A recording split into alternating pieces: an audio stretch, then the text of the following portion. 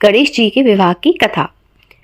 गजाननं भूतगणादिसेवितं कपितजम्बूफलसारभक्षितम् उमासुतं शोकविनाशकारणं नमामि विघ्नेश्वर पादपंकजम। भगवान गणेश विघ्नहर्ता माने जाते हैं। किसी भी कार्य के करने से पहले सर्वप्रथम भगवान गणेश का नाम लिया जाता है। यहाँ तक शुरुआत करने को ही श्री गणेश कहा जाता है।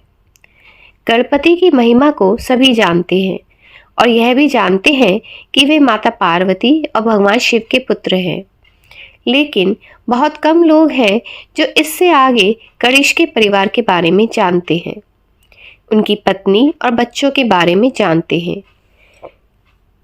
भगवान श्री गणेश की पत्नियां भी हुई और बच्चे भी। मान्यता है कि यदि बुधवार के दिन इनके परिवार की पूजा की जाए तो भगवान श्री गणेश की कृपा अवश्य मिलती है। किसी भी मांगलिक कार्य में घरों के द्वार पर, पूजा घर में, धार्मिक तस्वीरों, पोस्टरों आदि में अक्सर आपने शुभ और लाभ लिखा देखा होगा। दरअसल इन्हें भगवान गणेश की संतान माना जाता है। शास्त्रों के अनुसार शुभ और क्षेम भगवान गणेश की संतान है, जिन्हें शुभ और लाभ भी कहा जाता है। रिद्धि और सिद्धि भगवान गणेश की पत्नियां मानी जाती हैं। कुछ कथाओं में संतोषी माँ को भी भगवान गणेश की पुत्री बताया गया है। भगवान गणेश के विवाह की मुख्यतः 2 कथाएं प्रचलित हैं। पहली कहानी कुछ इस प्रकार है। जैसे जैसे भगवान शिव और माता पार्वती की संतानें कार्तिकेय और गणेश बड़े हो रहे थे, वैसे वैसे उन्हें इनके विवाह की चिंता भी होने लगी थी। अब सवाल यह उठा कि पहले किसका विवाह किया जाए। इसका निर्णय करने के लिए दोनों में प्रतियोगिता आयोजित करवाई गई और पूरी दुनिया का चक्कर लगाकर आने को कहा। जो भी चक्कर लगाकर पहले लौटा उसका विवाह पहले किया जाएगा। इस पर कार्तिकेय तुरंत अपने वाहन मोर पर बैठे और दुनिया का चक्कर लगाने निकल पड़े। वहीं गणेश जी को एक युक्ति सूझी। उन्होंने माता पार्वती और भगवान शिव की पूजा की और अपने वाहन मूषक पर सवार होकर उनकी परिक्रमा करने लगे। 7 बार परिक्रमा की, इतने में कार्तिकेय भी वहां आ पहुंचे। अब कार्तिकेय ने कहा कि वे दुनिया का चक्कर लगा आए हैं, इसलिए पहले उनका विवाह होना चाहिए। वहीं भगवान गणेश ने अपनी बुद्धि का परिचय देते हुए कहा कि बालक के लिए तो माता पिता ही उसकी दुनिया होते हैं, इसलिए माता पिता की परिक्रमा दुनिया का चक्कर लगाने के समान है। इस पर माता पार्वती और भगवान शिव बहुत प्रसन्न हुए और गणेश का विवाह पहले करने का निर्णय लिया गया। तब प्रजापति विश्वरूप की 2 कन्याओं रिद्धि सिद्धि का विवाह गणेश जी के साथ करवाया गया, जिससे उनकी 2 संतानें हुई, शुभ और क्षेम। वहीं दूसरी कथा के अनुसार चूंकि भगवान श्री गणेश का शरीर विशालकाय और मुंह की जगह हाथी का मुख लगा हुआ था, तो कोई सुशील कन्या श्री गणेश से विवाह करने को तैयार न थी।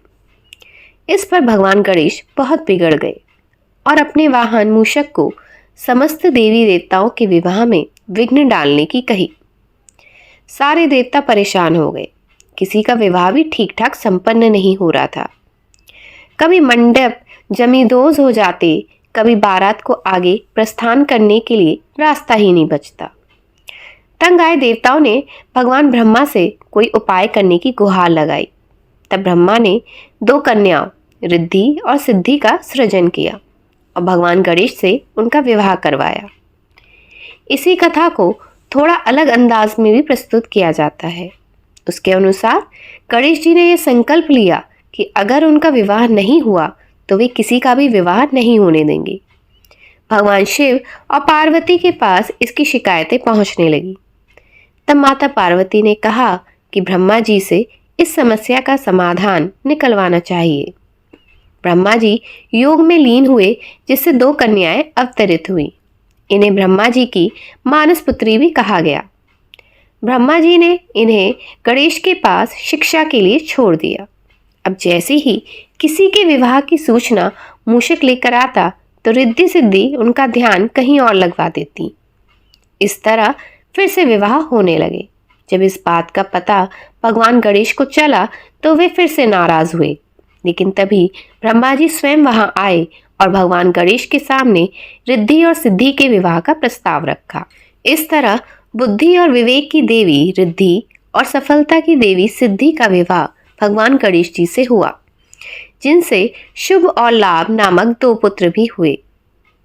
भगवान गणेश जहाँ विघ्नहर्ता हैं, वहीं रिद्धि और सिद्धि से विवेक और समृद्धि मिलती है। शुभ और लाभ घर में सुख सौभाग्य लाते हैं और समृद्धि को स्थायी और सुरक्षित बनाते हैं। सुख सौभाग्य की चाहत पूरी करने के लिए बुधवार को गणेश जी के पूजन के साथ रिद्धि सिद्धि व शुभ और लाभ की पूजा भी विशेष मंत्रोच्चारण से करना शुभ माना जाता है। आशा करती हूँ आज का वीडियो आप सभी को पसंद आया होगा। अगर वीडियो पसंद आया तो वीडियो को लाइक करें, कमेंट बॉक्स में कमेंट करें और अगर आप चैनल पर नए हैं तो चैनल को सब्सक्राइब कर लें। साथ ही साथ अपने दोस्तों को भी शेयर कर दें। मिलते हैं एक और नए वीडियो के साथ, तब तक के लिए जय श्री राम।